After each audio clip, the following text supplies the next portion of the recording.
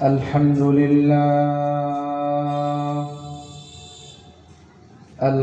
لله نحمده ونستعينه ونستغفره ونؤمن به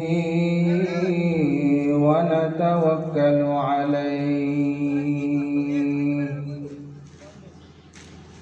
ونعوذ بالله من شرور أنفسنا ومن سيئات أعمالنا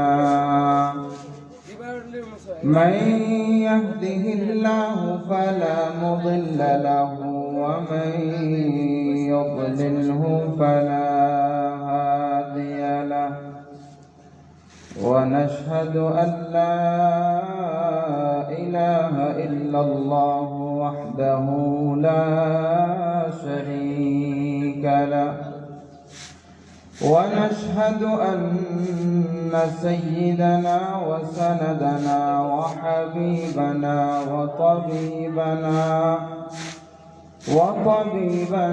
وطبيب قلوبنا وأولانا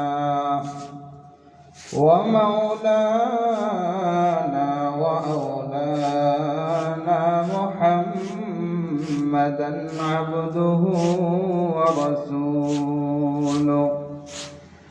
الذي أرسله الله تعالى بالحق بشيرا ونذيرا وداعيا إلى الله بإذنه وسراجا وقمرا منيرا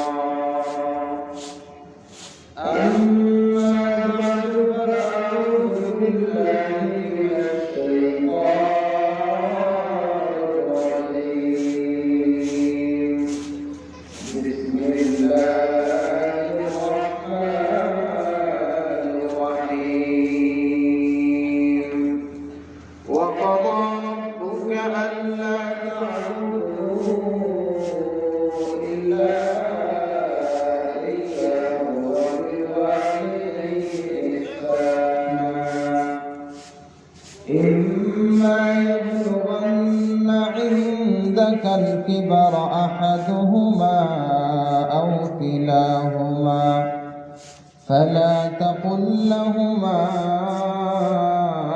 أف ولا تنهرهما وقل لهما قولا كريما.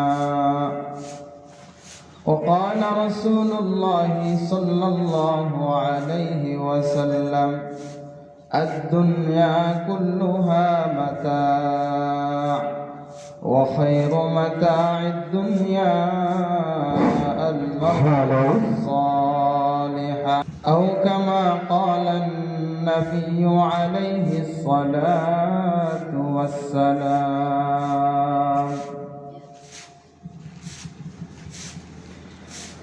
জামালুল কোরআন cadet মাদ্রাসার উদ্যোগে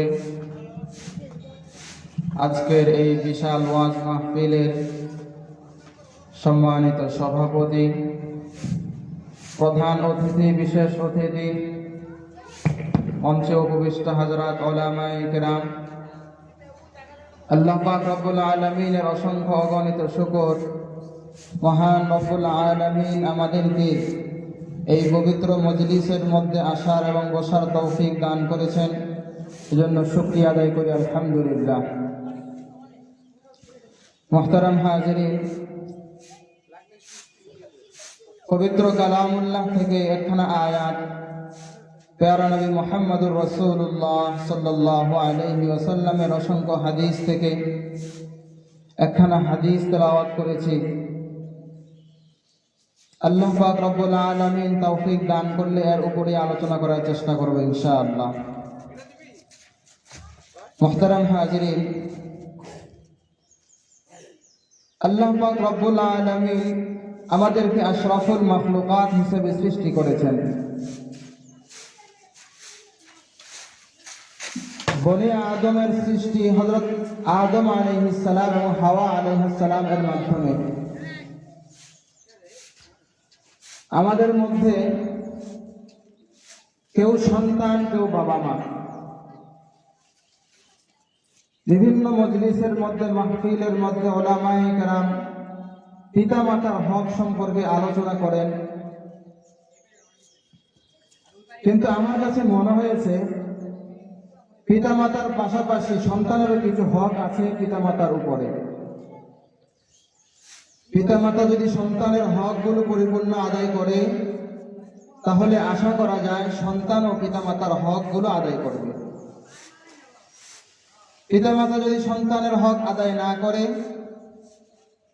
তাহলে সন্তান পিতা মাতার হক আদায় করবে না। এজন্য সন্তানের খেদমত যদি পিতা মাতা হিসাবে আমরা পেতে চাই, তাহলে সন্তানের যে অধিকার, এই অধিকারগুলো আগে বাস্তবায়ন করতে হবে। একটা সময়তে এমন থাকে সন্তানের কোনো দায়িত্ব থাকে না পিতামাতার উপর, কিন্তু পিতামাতার জন্য পিতামাতার উপর সন্তানের কিছু দায়িত্ব থাকে। যেমন সন্তান ভূমিষ্ঠ হওয়ার আগেই পিতামাতার কিছু অধিকার, পিতামাতার কিছু দায়িত্ব আছে সন্তানের উপর। সন্তান ভূমিষ্ঠ হওয়ার আগে পিতামাতার দুইটা হক সন্তানের উপর। এজন্য আমি পিতামাতা হিসেবে যেরকম আমার দায়িত্ব আছে, সন্তান হিসেবেও আমার দায়িত্ব আছে। হযরত আব্দুল্লাহ ইবনে মুবারক রাহমাতুল্লাহি আলাইহি তার কিতাবুজ যুহুদের মধ্যে উল্লেখ করেন, আল ওয়ালিদু মাসউলুন আন ওয়ালাদিহি ওয়াল ওয়ালাদু মাসউলুন আনিল ওয়ালিদ।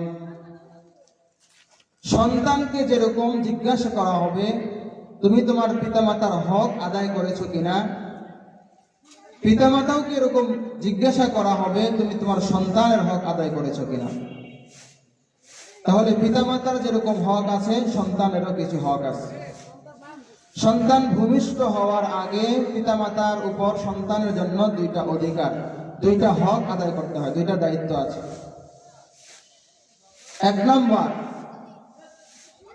আমি যখন বিবাহ করব, এই বিবাহের ক্ষেত্রে নেককার স্ত্রী গ্রহণ করা।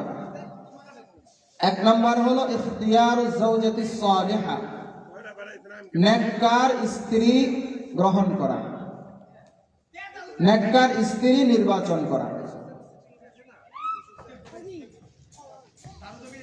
নবী করিম সাল্লাল্লাহু আলাইহি ওয়াসাল্লাম হাদিসে পাকের মধ্যে ইরশাদ করেন, আন নবী হুরায়রা রাদিয়াল্লাহু তাআলা আনহু قال তুনকাহুল মারআতু লিআরবা'in লিমালিহা ওয়া লিহাসাবিহা ওয়া জামালিহা ওয়া লিদীনিহা ফাযফার বিযাতিদ দীন তারিবাত ইয়াদাক।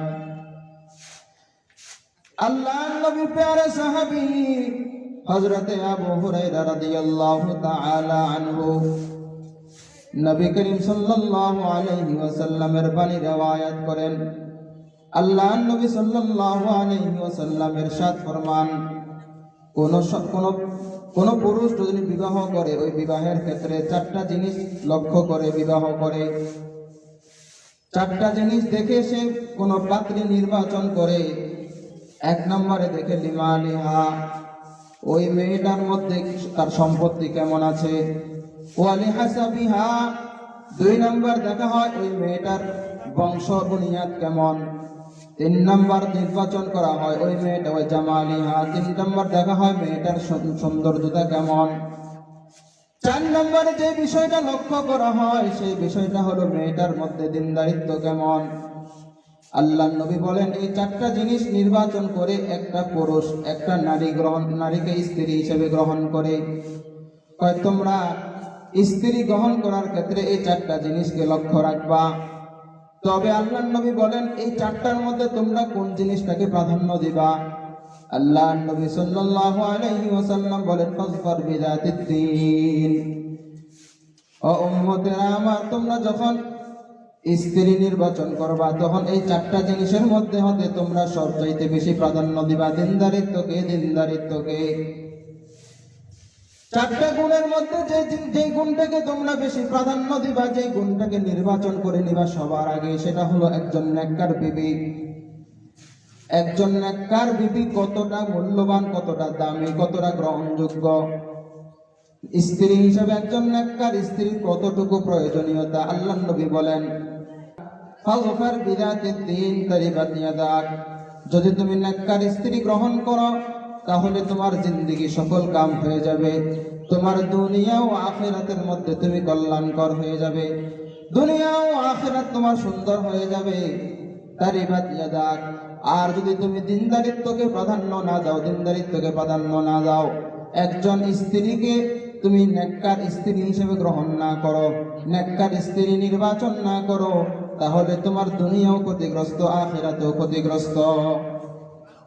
এই বিষয়টাকে একটা ঘটনা উল্লেখ না করলে বিষয়টা ভালোভাবে বোঝা যায় না। হযরত খাজা কুতুবউদ্দিন বখতিয়ার কাকি রহমাতুল্লাহি আলাইহি অনেক বড় বুজুর্গ ছিলেন। ওনার নামের শেষে আছে কাকি। ওনাদের ভাষায় কাক মানে হলো রুটি, তো ওনাকে কাকি অর্থাৎ রুটিওয়ালা বুজুর্গ কেন বলা হয়? ওনার ছোটকালের একটা ঘটনার দিকে লক্ষ্য করলেই এই নামের উৎসর্গ বেড়ে আসে। ওনার মা ছিলেন অনেক দিনদার। ওনার মা যখন উনি ছোট ছিলেন, উনি মক্তবে পড়াশোনা করেন, তখন একটা নাটক সাজাইছেন। আমাদের মা বোনেরা আমাদেরকে খাওয়ানোর জন্য বা বিভিন্ন কাজ আমাদের দ্বারা আঞ্জাম দেওয়ার জন্য বিভিন্ন নাটক সাজান। তো আমাদের বাবা মারাও নাটক সাজান, আর হযরত কাকি রহমাতুল্লাহি আলাইহি এর মাও একটা নাটক সাজাইছেন। তবে আমাদের মায়েদের নাটক আর হযরত কাকি রহমাতুল্লাহি আলাইহি এর মায়ের নাটক আকাশ পাতাল ব্যবধান। খাজা কুতুবউদ্দিন বখতিয়ার কাকি রহমাতুল্লাহি আলাইহি যখন ছোট, মক্তবে আসা যাওয়া করেন, তখন হযরত খাজা কুতুবউদ্দিন বখতিয়ার কাকি রহমাতুল্লাহি আলাইহি মক্তব থেকে এসে যখন নাস্তা চাইতেন, তখন হযরত খাজা কুতুবউদ্দিন বখতিয়ার কাকি রহমাতুল্লাহি আলাইহি এর মা নাস্তাটাকে সরাসরি না দিয়া একটা নাটক সাজান। ছেলেকে দিনদারি শিক্ষা দেওয়ার জন্য এই নাটকটা সাজান। কিভাবে? খাজা কুতুবউদ্দিন বখতিয়ার কাকি রহমাতুল্লাহি আলাইহি যখন মক্তব থেকে আসেন, মক্তব থেকে আসার পর যখন মায়ের কাছে এসে বলেন, মা ক্ষুধা লেগেছে, আমাকে নাস্তা দাও, খাজা কুতুবউদ্দিন বখতিয়ার কাকি রহমাতুল্লাহি আলাইহি এর মা বলে, বাবা নাস্তা তো এভাবে পাওয়া যায় না, নাস্তা পেতে হলে তোমার আল্লাহর কাছে চাইতে হবে। খাজা কুতুবউদ্দিন বখতিয়ার কাকি রহমাতুল্লাহি আলাইহি বলেন, মা আল্লাহর কাছ থেকে কিভাবে আমি নাস্তা চাইব? খাজা কুতুবউদ্দিন বখতিয়ার কাকি রহমাতুল্লাহি আলাইহির মা বলেন, আসো, এভাবে ওযু করবা, এগুলো ধুইতে হয়, এই হাত ধুইতে হয়, মুখ ধুইতে হয়। এভাবে ওযু করার পর খাজা কুতুবউদ্দিন বখতিয়ার কাকি রহমাতুল্লাহি আলাইহির মা খাজা কুতুবউদ্দিন বখতিয়ার কাকিকে পাশের রুমে নিয়ে গেলেন, একটা জায়নামাজ বিছাইলেন। জায়নামাজ বিছানোর পর খাজা কুতুবউদ্দিন বখতিয়ার কাকি রহমাতুল্লাহি আলাইহিকে দাঁড় করাইয়া দিলেন। দাঁড় করাইয়া বললেন, বাবা এইভাবে হাত তুলতে হয়, এইভাবে রুকু করতে হয়, এইভাবে সিজদা করতে হয়, এইভাবে 2 রাকাত নামাজ পড়ে তুমি যদি আল্লাহ পাক রব্বুল আলামিনের কাছে দোয়া করো, আয় আল্লাহ আমার ক্ষুধা লেগেছে, নাস্তার ব্যবস্থা করে দাও, তাহলে আল্লাহ পাক রব্বুল আলামিন তোমার ক্ষুধা নিবারণের জন্য নাস্তার ব্যবস্থা করে দিবেন। খাজা কুতুবউদ্দিন বখতিয়ার কাকি রহমাতুল্লাহি আলাইহি যখন নামাজ আদায় করলেন, নামাজ আদায় করতেছেন আর দোয়া করতেছেন, এই দিক দিয়ে খাজা কুতুবউদ্দিন বখতিয়ার কাকি রহমাতুল্লাহি আলাইহির মা নিজে নিজে নাস্তা বানাইয়া অন্য রুমের মধ্যে নিয়া একটা পাত্রের মধ্যে এই ঘোড়া দিয়ে রেখে দিয়েছেন। খাজা কুতুবউদ্দিন বখতিয়ার কাকি রহমাতুল্লাহি আলাইহি নামাজ আদায় করার পর যখন মায়ের কাছে গিয়ে বললেন, মা আমি তো নামাজ পড়েছি, দোয়াও করেছি, কোথায়? আল্লাহ পাক রব্বুল আলামিনের কাছে আমি নাস্তা চাইছি, কিন্তু তো নাস্তা পাচ্ছি না। খাজা কুতুবউদ্দিন বখতিয়ার কাকি রহমাতুল্লাহি আলাইহির মা বলেন, বাবা তুমি নামাজ আদায় করেছো, নামাজ আদায় করে যখন আল্লাহ পাক রব্বুল আলামিনের কাছে তুমি নাস্তা চেয়েছো, তাহলে নিশ্চয় আল্লাহ পাক রব্বুল আলামিন তোমার নাস্তার ব্যবস্থা করেছেন। দেখো দেখো পুরো ঘরের মধ্যে কোথাও তোমার নাস্তা আছে কিনা। খাজা কুতুবউদ্দিন বখতিয়ার কাকি রহমাতুল্লাহি আলাইহি যখন এরকম পুরো ঘরের মধ্যে সার্চ করে যখন পাশের রুমে গেলেন, দেখলেন যে নাস্তা রেডি করা আছে, তখন ওনার অন্তরের মধ্যে বিদ্যমান হয়ে গেল, ওনার অন্তরের মধ্যে এই বিশ্বাস স্থাপন হয়ে গেল যে আল্লাহ পাক রব্বুল আলামিনের কাছে যদি আমি চাই, তাহলে আল্লাহ পাক রব্বুল আলামিন আমাকে দিয়ে দিবেন। দ্বিতীয় দিন যখন আবার নাস্তার সময় হলো, খাজা কুতুবউদ্দিন বখতিয়ার কাকি রহমাতুল্লাহি আলাইহি মক্তব থেকে আসলেন। আবার যখন নাস্তার জন্য ওনার আম্মা জানের কাছে নাস্তা চাইলেন, আবার ওনার মা বললেন, বাবা গতকাল যেভাবে নামাজ আদায় করেছো, নামাজ আদায় করে আল্লাহ পাক রব্বুল আলামিনের কাছে চেয়েছো, আল্লাহ পাক রব্বুল আলামিন তোমার নাস্তার ব্যবস্থা করে দিয়েছেন। আজকেও তুমি তোমার আল্লাহর কাছ থেকে তোমার নাস্তা মঞ্জুর করিয়ে নাও। খাজা কুতুবউদ্দিন রহমাতুল্লাহি আলাইহি গতকালকের মনে আজকেও এরকম ভাবে ওযু করে নামাজ আদায় করে আল্লাহ পাক রব্বুল আলামিনের দরবারে মুনাজাত করে আল্লাহ পাক রব্বুল আলামিনের কাছে দোয়া করেন, আল্লাহ আমার ক্ষুধা লেগেছে, আমার নাস্তার ব্যবস্থা করে দেন। খাজা কুতুবউদ্দিন বখতিয়ার কাকি রহমাতুল্লাহি আলাইহি এভাবে যখন দোয়া করার পর আবার খুঁজলেন, ঘরের মধ্যে দেখলেন কোথাও না কোথাও এরকম নাস্তার ব্যবস্থা হয়ে আছে। খাজা কুতুবউদ্দিন বখতিয়ার কাকি রহমাতুল্লাহি আলাইহি বুঝে গেলেন যে নাস্তা খেতে হলে আমার আর মায়ের কাছে তাকাতে হবে না, মায়ের কাছে জিজ্ঞাসা করতে হবে না, মায়ের কাছে নাস্তা চাইতে হবে না, বরং আমার আল্লাহ নাস্তার ব্যবস্থা করে দিবেন। এই জন্য নাস্তা যদি প্রয়োজন হয় আমি আল্লাহর কাছ থেকে চেয়ে নিব। এরপর থেকে খাজা কুতুবউদ্দিন বখতিয়ার কাকি রহমাতুল্লাহি আলাইহি আর মায়ের কাছে নাস্তা চান না, বরং প্রত্যেক দিন মক্তব থেকে এসে ওযু করে নামাজ আদায় করে আল্লাহর কাছে দোয়া করেন, আয় আল্লাহ আমার ক্ষুধা লেগেছে, আমার নাস্তার ব্যবস্থা করে দাও। এভাবে প্রত্যেকদিন নাস্তা খাচ্ছেন আল্লাহ পাক রব্বুল আলামিনের কাছে দোয়া করে করে। আর খাজা কুতুবউদ্দিন বখতিয়ার কাকি রহমাতুল্লাহি আলাইহি এর মা প্রত্যেকদিন নাস্তা তৈরি করে কোথাও না কোথাও রেখে দেন। একদিন ড্রেসিং টেবিলের উপর, একদিন শোকেসের ভিতরে, একদিন আলমারির উপর, একদিন এখানে, একদিন ওখানে, জায়গায় জায়গায় এরকম ভাবে নাস্তা তৈরি করে রেখে দেন। আর খাজা কুতুবউদ্দিন বখতিয়ার কাকি রহমাতুল্লাহি আলাইহি মনে করেন যে আল্লাহ পাক রব্বুল আলামিন আমাকে নাস্তা দিচ্ছেন, আল্লাহ পাক রব্বুল আলামিন আমার খাবারের ইন্তজাম করছেন। একদিন হঠাৎ খাজা কুতুবউদ্দিন বখতিয়ার কাকি রহমাতুল্লাহি আলাইহি মক্তব থেকে আসলেন। ঘটনাক্রমে হযরত খাজা কুতুবউদ্দিন বখতিয়ার কাকি রহমাতুল্লাহি আলাইহি এর মা কোন এক প্রয়োজনে পাশের বাড়িতে গিয়েছেন।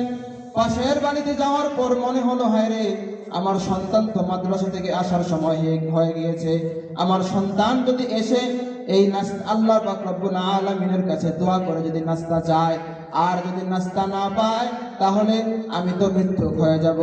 খাজা কুতুবউদ্দিন বখতিয়ার কাকি রহমাতুল্লাহি আলাইহি এর মা তৎক্ষণাৎ আল্লাহ পাক রব্বুল আলামিনকে ডাকতে বলেন, আল্লাহ আমি আপনাকে চেনানোর জন্য, আমার সন্তানকে আল্লাহর পরিচয় তুলে ধরার জন্য আমি এই নাটকটা সাজাইছি।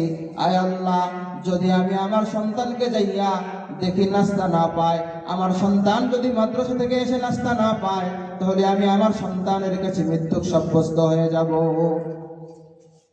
খাজা কুতুবউদ্দিন বখতিয়ার কাকি রহমাতুল্লাহি আলাইহি এর মা দৌড়ে চলে আসলেন। দৌড়ে এসে দেখেন ঘরের মধ্যে ওনার বাচ্চা শুয়ে আছে, ঘুমায় গেছে। খাজা কুতুবউদ্দিন বখতিয়ার কাকি রহমাতুল্লাহি আলাইহি এর আম্মা জানের অন্তরটা একটু মোচড় দিয়ে উঠল, কলিজাটা শুকিয়ে গেল। হায় রে, আমার সন্তান মনে হয় না খাইয়া ক্ষুধার কারণে ঘুমায় গেছে। আয়েশা তাড়াতাড়ি করে নাস্তা বানাইলেন। নাস্তা বানাইয়া নিজের সন্তানকে ডাইকা বললেন, ও সন্তান, মনে হয় তুমি আজকে নাস্তা খাও নাই, নাস্তা না খাওয়ার কারণে ক্ষুধার কারণে তুমি ঘুমিয়ে পড়েছ।